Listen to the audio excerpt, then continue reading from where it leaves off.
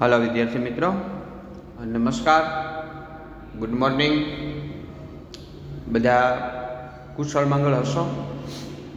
हवे 10मा धोरणमां थोड़ું આપણે અભ્યાસક્રમની ડિસ્કસ કરી લઈએ તો ગ્રામર સેક્શનમાં આપણે છેલ્લે કંજક્શન્સ પૂર્ણ કર્યા, એમની પહેલાં ફંક્શન્સ ભણ્યા, એક્ટિવ પેસિવ આપણે ભણી લીધું, પ્રેપોઝિશન આપણે 9થમાં ભણ્યા હતા, 10થમાં ફરીથી પોસિબલ હશે તો આપણે એમને એક વખત રિવાઇઝ કરી લઈશું. કંજક્શનની તમને તમારી બુકમાં લખવા માટે એક PDF મળી હશે. આ બધા કંજક્શન્સ છે એ આપણી ફેરબુકમાં ઉતારી લેવાના છે. અત્યારે આપણે વાત કરીએ છીએ આપણા 10મા ધોરણના 10મા ધોરણનું જે પેપર સ્ટાઇલ છે, તો 10મા ધોરણનું આપણું જે પેપર છે એમના સેક્શનની, બરાબર, છેલ્લું સેક્શન રાઇટિંગ સેક્શન. હવે રાઇટિંગ સેક્શનમાં આપણે છેલ્લે ઈમેલ રાઇટિંગ ભણ્યા હતા, થોડા ઈમેલ પણ આપણે ત્યાં સમજ્યા, અને ઈમેલ છે એ આપણા લાસ્ટ પેપરમાં આપણે તમે લખ્યા પણ ખરા. ઘણા બધા વિદ્યાર્થીઓએ સરસ મજાની એમની ફોર્મેટ છે ડ્રો કરી અને બહુ સારી રીતે પ્રેઝન્ટેશન સાથે ઈમેલ લખ્યા છે. હવે આપણે વાત કરવાના છીએ એસેની, બરાબર. તો તમને એસેનો આ એક સ્ટડી મટીરિયલ એસે માટેનું ટૂંકમાં કહીએ તો એક લીથો કે એસેન સ્ટડી મટીરિયલ તમને ઓલરેડી મળેલું છે. આપણે જે એસે સમજવાના છે એ બધા જ એસે એમાંથી સમજવાના છે. એટલે ઓલરેડી તમારી આગળ જે એસે તમારી સ્ક્રીન ઉપર અત્યારે ડિસ્પ્લે થઈ રહ્યો છે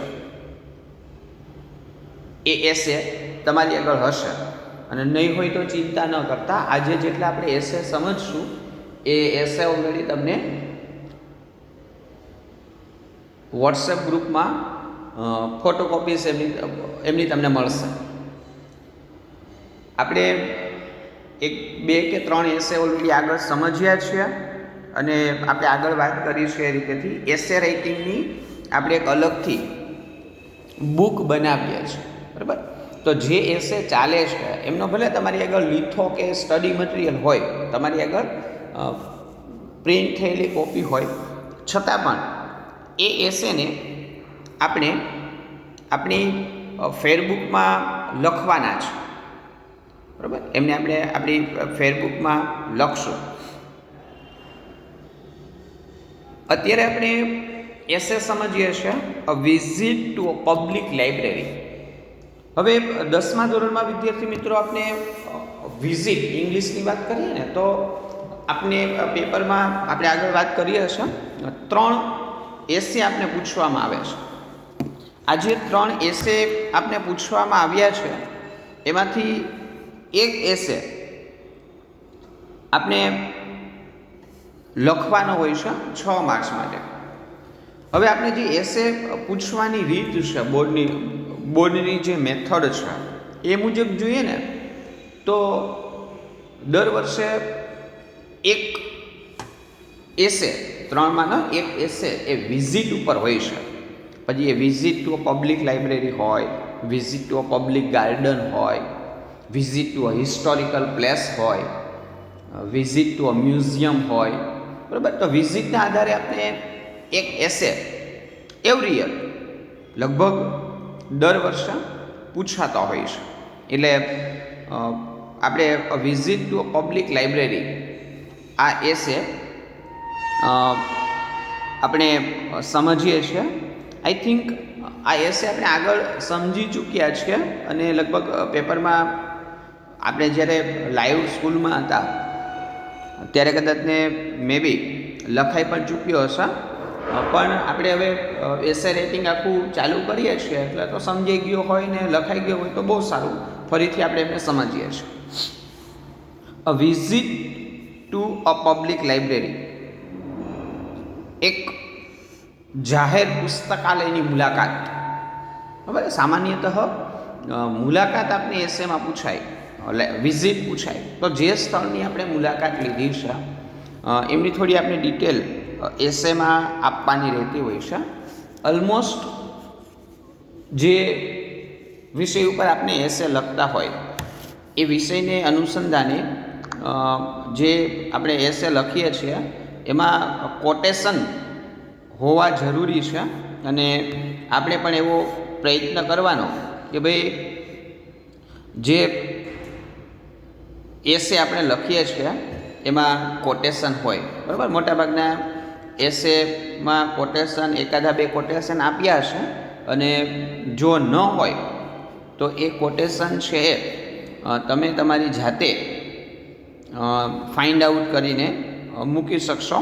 પણ કોટેશન છે એ ખૂબ ટૂંકા અને અર્થપૂર્ણ હોય, વિષયને અનુકૂળ, વિષયને બંધબેસતા હોય એ થોડું જરૂરી છે. એસે સમજીએ છીએ આપણે. Visit to a public library. Reading a book gives us a vision. Vision એટલે દ્રષ્ટિકોણ. રીડિંગ અ બુક, એક પુસ્તકનું વાંચન, ગીવ અસ અ વિઝન, એ આપણે એક દ્રષ્ટિકોણ આપે છે. Visiting a library give us a way to vision. અને વિઝિટિંગ અ લાઇબ્રેરી, કોઈ પુસ્તકાલયની મુલાકાત, gives us a way to vision, એ આપણું જે વિઝન છે, દ્રષ્ટિકોણ છે આપણો, એમનો આપણે રસ્તો બતાવે છે. બરાબર, લાઇબ્રેરીની આપણે મુલાકાત લઈએ એટલે એક પુસ્તકો આપણે લાસ્ટ આપણા જે આપણું પેપર હતું એમાં આપણે એસે લખ્યો હતો તમે લોકોએ, બુક્સ અવર બેસ્ટ ફ્રેન્ડ્સ. બરાબર, પુસ્તકો આપણા સારા મિત્રો. તો પુસ્તકો વાંચવાથી જે આપણી અંદર રહેલી ક્રિએટિવિટી ખીલી ઉઠે છે, આપણે જે નોલેજ મળે છે, એક જીવવા માટેનો એક રસ્તો આખો મળે છે. બરાબર, તો એ આપણું એક વિઝન છે. આપણે કંઈક એવો દ્રષ્ટિકોણ મળે, આપણે કંઈક કાર્ય કરવાની જે કંઈ પ્રેરણા મળે છે એ અહીંયાથી આપને મળશે. એટલે એક આપણે રસ્તો બતાવે છે. There is lots of knowledge all around us. આપણી બધાની આજુબાજુમાં લોટ્સ ઓફ, પુષ્કળ પ્રમાણમાં જ્ઞાન છે. We can get this knowledge in different ways. અને આ નોલેજ છે, આ જે જ્ઞાન છે, એ આપણે અલગ અલગ રીતેથી મેળવીએ છીએ. બરાબર, આપણી આજુબાજુમાં ઘણું બધું જ્ઞાન છે, અને જ્ઞાન મેળવવાના આપણી પાસે અલગ અલગ ઘણા બધા રસ્તાઓ છે. અત્યારે ડિજિટલાઇઝેશન, જે ડિજિટલ યુગ આવ્યો છે, એમાં જ્ઞાન મેળવવાનું સૌથી હાથવગું અત્યારે આપણી આગળ મોબાઈલ છે, કમ્પ્યુટર છે, પછી પુસ્તકો છે, આજુબાજુમાં એડવર્ટાઇઝમેન્ટ કે XYZ ઘણી બધી એવી વસ્તુઓ છે કે જ્યાંથી આપણે જ્ઞાન મેળવીએ છીએ. The library is one of ધેમ. આ બધું જ જે જ્ઞાન મેળવવાના રસ્તાઓ છે આપણી પાસે, અલગ અલગ રીતો છે, એમાંથી લાઇબ્રેરી એ એમાંનું એક છે. The library is one of ધેમ. એમાંની એક લાઇબ્રેરી છે. સો તેથી યસ્ટરડે આઈ વિઝિટેડ, તેથી મેં ગઈકાલે મુલાકાત લીધી. I visited the Shroff road public library in my town. તમે કોઈ પણ લાઇબ્રેરીનું નામ લખી શકો. I visited the Shroff road library in my town. મેં મારા ટાઉન એટલે ગામ કે નગર, મારા ગામની શ્રોફ રોડ પર આવેલી લાઇબ્રેરી, નામ છે શ્રોફ રોડ લાઇબ્રેરીની મેં મુલાકાત લીધી. I visited this library with my elder brother. આ લાઇબ્રેરીની મુલાકાત મેં મારા મોટા ભાઈ સાથે લીધી. It is situated in peaceful area of the town. આ લાઇબ્રેરી છે એ નગરના કે ગામના ખૂબ શાંત વિસ્તારમાં આવેલી છે. There were rose of tables and chairs. હું જ્યારે લાઇબ્રેરીમાં ગયો ત્યારે મેં જ્યારે એમની મુલાકાત લીધી ત્યારે there were rose of tables and chairs. ત્યાં લાઇબ્રેરીમાં લાઈન કે કતાર હતી, ટેબલ્સ એન્ડ ચેર, ખુરશી અને ટેબલની લાંબી કતાર હતી.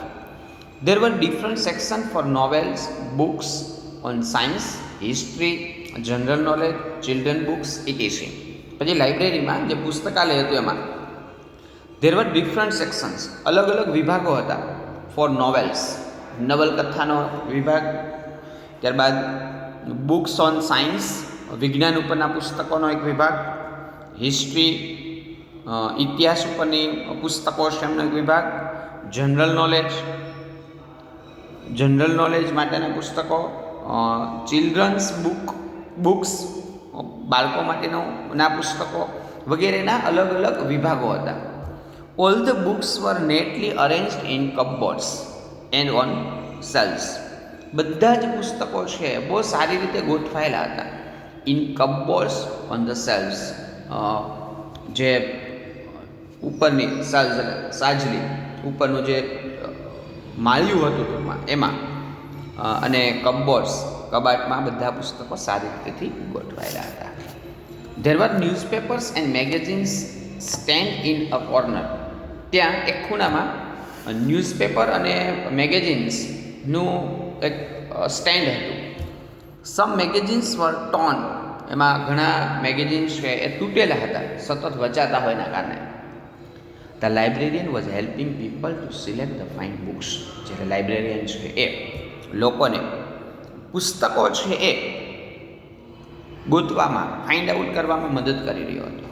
He also gave his suggestions. અને એમના સૂચનો પણ આપી રહ્યો હતો, કયું પુસ્તક કેવું છે, વાંચવું જોઈએ વગેરે માટે સૂચનો આપી રહ્યો હતો.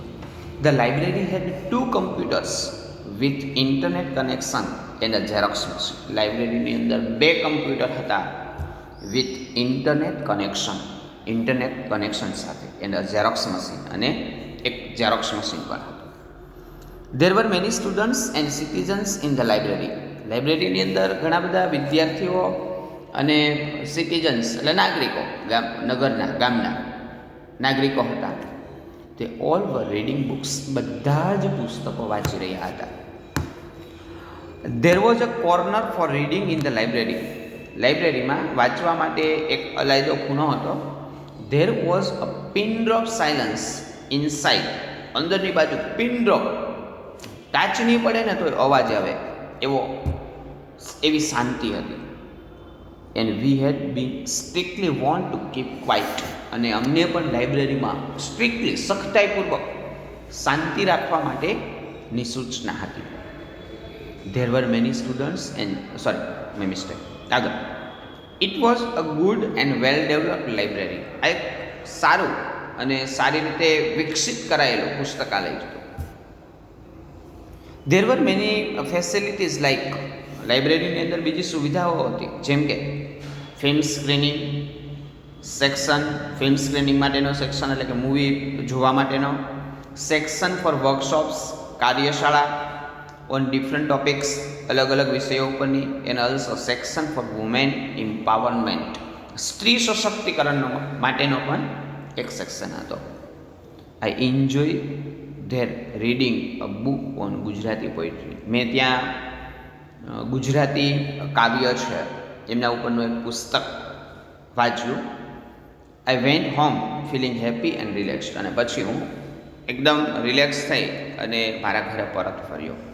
વી ડુ નોટ રિમેમ્બર ડેઝ. આપણે દિવસોને યાદ નથી રાખતા, વી રિમેમ્બર મોમેન્ટ્સ. પણ આપણે ક્ષણોને યાદ રાખીએ છીએ. બરાબર. તો આપણો આ એક એસે કે જેને આપણે આગળ સમજી ચૂક્યા છીએ, પણ ઘણો બધો સમય જતો રહ્યો, રિવાઇઝ ન થયો હોય તો ફરીથી સમજ્યા છે. જો આ એસે તમારી બુકમાં લખેલો છે, એસેની આપણે બુક બનાવી છે એમાં, તો ફરીથી લખવાની જરૂર નથી, માત્ર વાંચી રિવાઇઝ કરીને ફરીથી તૈયાર કરવાનો છે. બરાબર. અને પાકો કરવાનો છે, બીજી રીતેથી કહીએ તો. ઓકે. સાથે સાથે આજે આપણે હજુ એક એસે સમજીએ છીએ, માય ફેવરિટ ફેધર્ડ બર્ડ. બરાબર. મારું મને ગમતું ફેધર્ડ બર્ડ. ફેધર એટલે પીછા, ફેધર્ડ બર્ડ, પીછાવાળું પક્ષી. મને ગમતું પીછાળું પક્ષી એવું ગુજરાતી થાય. એસે ઓલરેડી બોર્ડમાં પૂછાય એવો છે, કેમ કે આપણે 10મા ધોરણમાં એક યુનિટ આવે છે માય ફેવરિટ ફેધર બર્ડ્સ ઉપરનો આખો એક યુનિટ આપ્યો છે આપણે. એટલે એમના આધારે એસે પૂછાય એવી બોર્ડના પેપરમાં એમની ક્વેશ્ચન બેંકમાં રહેતો એસે ખરો. બરાબર, આ એસે આપણે હવે નેક્સ્ટ આ એસે સમજીએ છીએ. Birds you are money. પક્ષીઓ, તમે એક પૈસાની જેમ છો. There is no honey in our life without you. તમારા વગર અમારા જીવનની અંદર, અહીંયા હનીનો અર્થ મધ નહીં, મધુરતા. તમારા વગર અમારા જીવનની અંદર કોઈ મધુરતા નથી. બરાબર, તમારી વગર અમારું જીવન છે એ મધુર નથી. આપણી આજુબાજુમાં રહેતા પક્ષીઓ છે એમનું મહત્ત્વ સમજાવ્યું છે કોટેશનમાં કે ભાઈ પક્ષીઓ છે એની જરૂરિયાત શું. તો એ આપણે વિજ્ઞાનમાં અને પેલું ભૂગોળમાં કે પર્યાવરણને લગતા યુનિટ હોય તમારા જે સબ્જેક્ટમાં આવતા હશે એમાં આપણે ભણી હશું કે ભાઈ આખી જે ચેન છે એમાં પક્ષીઓનું પણ ક્યાંક સ્થાન છે. અલગ અલગ રીતેથી પર્યાવરણને જાળવી રાખવામાં કેટલા મદદરૂપ હોય છે અલગ અલગ પક્ષીઓ. બરાબર, એમની વાત. એટલે આપણે અહીંયા આપણા એક મનપસંદ, આપને ગમતું હોય, આપને મનપસંદ હોય એવા એક પક્ષીના વિશેની વાત અહીંયા આ એસેમાં આપણે કહેવાની થાય. There are many beautiful things around us. આપણે એસે સમજીએ છીએ. There are many beautiful things around us. આપણી આજુબાજુમાં ઘણી બધી ખૂબ સુંદર વસ્તુઓ છે. Birds are one of them. અને પક્ષીઓ એમાંના એક છે. આપણી આજુબાજુમાં ઘણી બધી સુંદર વસ્તુઓ છે, પક્ષીઓ એમાંના એક છે. There are many kinds of birds. ઘણા બધા પ્રકારના પક્ષીઓ છે. જો આપણી આજુબાજુમાં there are many beautiful things around us, તો આપણી આજુબાજુમાં ઘણી બધી સુંદર વસ્તુઓ છે. જંગલ છે, વૃક્ષો, ખેતર, નદી, પર્યાવરણે આપેલી ઘણી બધી વસ્તુઓ સુંદર છે. Birds are one of them. અને એમાંના પક્ષીઓ એક છે. There are many kinds of birds. ઘણા બધા પ્રકારના અલગ અલગ પ્રકારના પક્ષીઓ છે. They are of many sizes too. અને ઘણા કદના છે. બરાબર, કોઈ સૌથી નાનામાં પક્ષી, સૌથી મોટું પક્ષી.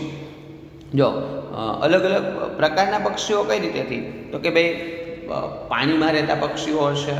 બરાબર, માત્ર જમીન ઉપર રહેતા પક્ષીઓ છે. ઘણા બધા પક્ષીઓ એવા છે કે જે ઉડી નથી શકતા, જમીન ઉપર રહેશે. ખૂબ ઊંચે ઉડી શકતા પક્ષીઓ છે. નીચી ઊંચાઈ ઉપર જ ઉડતા પક્ષીઓ છે. એવા પક્ષીઓ પણ છે કે જે ખૂબ લંબાણથી ખૂબ અંતર સુધી એક સાથે ઉડી શકે. એટલે અલગ અલગ પ્રકારના પક્ષીઓ, રંગબેરંગી અલગ અલગ કલરના પક્ષીઓ છે. એટલે અલગ અલગ સાઇઝ, કદ અને કલરના પક્ષીઓ છે. The smallest bird is the humming bird. સૌથી નાનામાં નાનું પક્ષી એ હમિંગ બર્ડ છે. And the biggest is ostrich. અને સૌથી મોટું પક્ષી ઓસ્ટ્રીચ છે. But the most beautiful bird is peacock. પણ સૌથી સુંદર પક્ષી મોર છે. બરાબર, અવાજ પણ મધુર અને એમનો કલર પણ એટલો બધો સુંદર કે આપણે જોઈએ તો આપણે જોવો ગમે. But the most beautiful bird is peacock. પણ સૌથી સુંદર પક્ષી એ મોર છે. My favourite feather bird is peacock. મારું મનપસંદ, મને ગમતું પીછાળું પક્ષી મોર છે. The peacock is our national bird. જો હવે આપણે એસેમાં આપણે ફેવરેટ ફેધર બર્ડ વિશે લખવું છે તો આપણે પક્ષીને પસંદ કર્યું મોર, તો હવે આપણે મોર વિશે લખીએ છીએ. The peacock is our national bird. મોર એ આપણું રાષ્ટ્રીય પક્ષી છે. It is very beautiful bird. તે ખૂબ જ સુંદર પક્ષી છે. It has a long and slender neck. એમની ડોક, લોંગ એટલે લાંબી, સ્લેન્ડર એટલે પાતળી, સ્લેન્ડરનો અર્થ થાય પતલું. એકદમ પાતળી અને લાંબી ડોક એમને હોય છે. It has a crest on its head. એમના માથા ઉપર ક્રેસ્ટ એટલે પેલું માથા ઉપર ફૂંકવું અને સમડી, એમને માથા ઉપર ફૂંકવું સમડી હોય છે. It has a long beautiful and colourful feathers. It has a long beautiful, એમને એકદમ લાંબા સુંદર એન્ડ કલરફુલ ફેધર્સ અને રંગીન પીછાઓ હોય છે. The peacock has a very charming walk. પક્ષીઓની ચાલ એ એકદમ ચાર્મિંગ નયનરમ્ય, આમ ગમે એવું એકદમ લટકાળી એમની ચાલ હોય છે. It is called the harbinger of rains. એમને વરસાદના દૂત, હાર્બિંજર એટલે વરસાદને લાવનારા કહેવામાં આવે છે. We can hear it sweet call during the rainy season. આપણે એમનો મધુર અવાજ છે એ વધારે પ્રમાણમાં એમનો મધુર અવાજ છે એ વરસાદની ઋતુમાં, વર્ષા ઋતુમાં સાંભળવા મળે છે. It spreads out of its colourful feathers like a fan and dance in the rain. It spread એટલે ફેલાવવું, spreads out its colourful feathers, એમના રંગબેરંગી પીછાઓ છે એમને ફેલાવે છે. Like a fan and dances in the rain, and dances in the rain, અને વર્ષા ઋતુમાં એ ડાન્સ કરે છે. It is a great pleasure to see it dancing. આ મોરને નૃત્ય કરવું, કળા કરીને પછી જે નૃત્ય કરતો હોય ને મોર, એ જુઓ એ ખૂબ જ સુખદ, પ્લેઝર, આમ આનંદ આપે એવી બાબત છે, આપણે આમ જોવું ગમે. The peacock lives on trees. મોર છે એ મોટાભાગે વૃક્ષો ઉપર રહેતા હોય છે, જમીનથી ખૂબ નીચા વૃક્ષો હોય ત્યાં, કેમ કે મોર એ બહુ ઉડી શકે પણ એટલા બધા હેવી શરીરના કારણે અથવા તો એમની કુદરતી આપેલું પેલા પ્રમાણે એટલું બધું નથી ઉડી શકતા. It is usually found in fields and forest.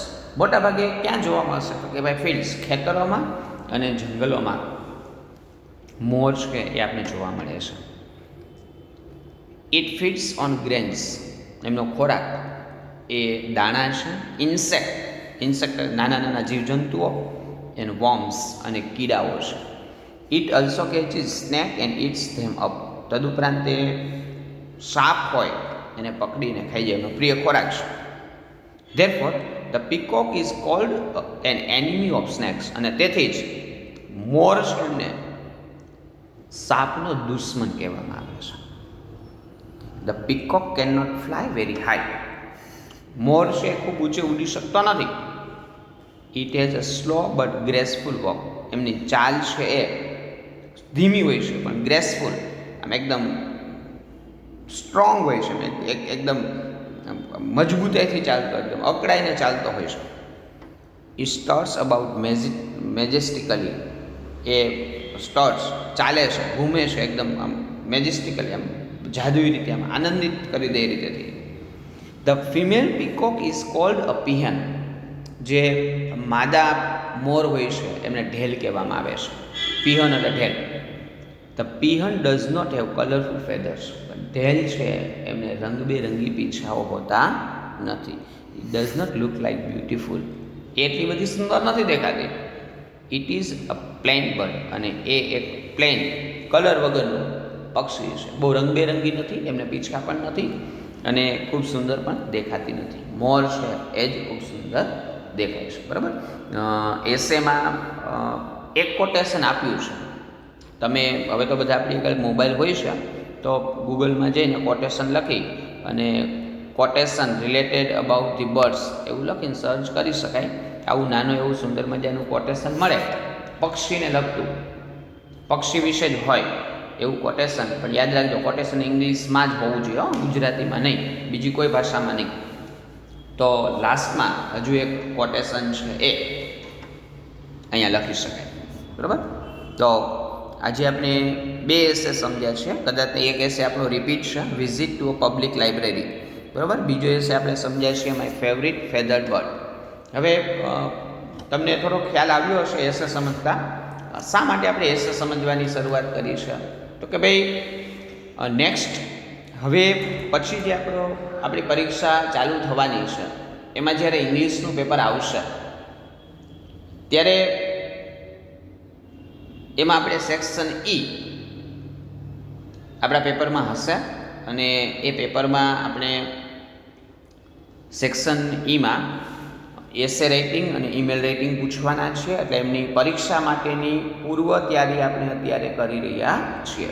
એટલે જેટલા એસે પરીક્ષા પહેલાં તમે સમજાવવામાં આવે, જે આપણી એક્ઝામ આવે એમની પહેલાં જેટલા એસે આપણે સમજીએ છીએ અને આપણી ફેસબુકમાં આપણે જેટલા એસે ઉતારીએ છીએ એટલા એસે આપણે પરીક્ષા માટે તૈયાર કરવાના છે. એમાંથી તમને એસે પૂછાશે અને એ એસે આપણે સિલેક્ટેડ પસંદ કરીએ છીએ. ટેક્સ્ટ બુક રિલેટેડ હોય, બોર્ડમાં પૂછાવાની શક્યતા હોય, બરાબર, એવા એસે અત્યારે આપણે તૈયાર કરી રહ્યા છીએ.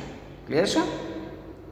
હજુ આપણે વધારે એસેને સમજવા છે, પણ અત્યારે આપણે 2 જ એસે સમજીએ છીએ. તમને એસે તૈયાર કરવા માટેનો સમય મળે, એસે તમે તૈયાર કરી શકો એટલા માટે, બરાબર છે?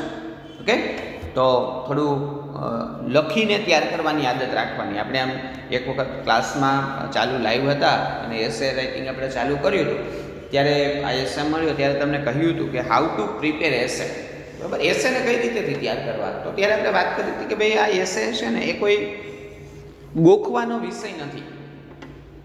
એસેને ગોખવાના નથી, એસેને તૈયાર કરવાના છે, પાકા કરવાના છે. ગોખવું ને પાકું કરવું એમની વચ્ચે થોડો ડિફરન્સ છે. તમે એસે સમજ્યા છો પછી એમને 2-3 વખત વાંચો, એમને સમજો. એસેમાં આવતા અઘરા શબ્દો છે જે આપણા માટે નવા છે, ટૂંકમાં આપણા માટે નવા હોય એ બધા શબ્દોનો અઘરા જ કહેવાય. આપણે પછી એમનાથી પરિચિત થઈ જઈએ તો બીજી વખત એ શબ્દ આવે તો એ આપણા માટે અઘરો નથી. એ શબ્દોને સમજો. એ શબ્દો કે જેમના સ્પેલિંગ નથી આવડતા એમને પાકા કરી લ્યો. 5-5 વાર લખીને એવું તો પાકા કરી લ્યો, બરાબર. અને પછી એસેને જોઈને પેલા ફેરબુકમાં ઉતારો સારા હેન્ડરાઇટિંગથી, વિથ ગુડ હેન્ડરાઇટિંગ. પછી એમને તમારી રફબુકમાં એકાદી વખત લખો. પછી એ જ એસેને જાતે લખવાનો પ્રયત્ન કરો, બરાબર છે. યાદ કરીને લખવાનો પ્રયત્ન કરો કે માય ફેવરિટ ફેધર બર્ડ્સ, તો એમને ગુજરાતીમાં કે ઇંગ્લિશમાં થોડું યાદ રાખી લ્યો. વિવિધ પ્રકારના પક્ષીઓ, દાખલા તરીકે આ એસે તૈયાર કરવો હોય તો ભાઈ ઘણી બધી સુંદર વસ્તુઓ, there are many beautiful things around us, એમાંના પક્ષી એક, આવી રીતેથી થોડું પ્રિપેરેશન કરી લો. આ એસે પૂછે ને તો એમને આ રીતેથી ગોઠવીને લખવાનું છે. ઓટોમેટિક એસે યાદ રહી જશે, બરાબર. બહુ ગોખવો નહીં પડે. એટલે થોડી આ રીતની એસે રાઇટિંગમાં પ્રિપેરેશન છે એ ચાલુ કરજો. ઓકે, અહીંયા સુધી આજે આપણે રાખીએ છીએ એસે રાઇટિંગમાં. ફરીથી હવે તમને બીજા ટોપિક ચાલતો હશે ને તો એમાં વચ્ચે વચ્ચે સમયાંતરે એસે રાઇટિંગ માટેના આ રીતેથી વિડીયો મળતા રહેશે. તો પેલો ટોપિક છે એનો વિડીયો ન મળે ને આ વિડીયો મળે ત્યારે તે દિવસે આપણે એક એસેની તૈયારી કરી લેવાની રહેશે. ઓકે.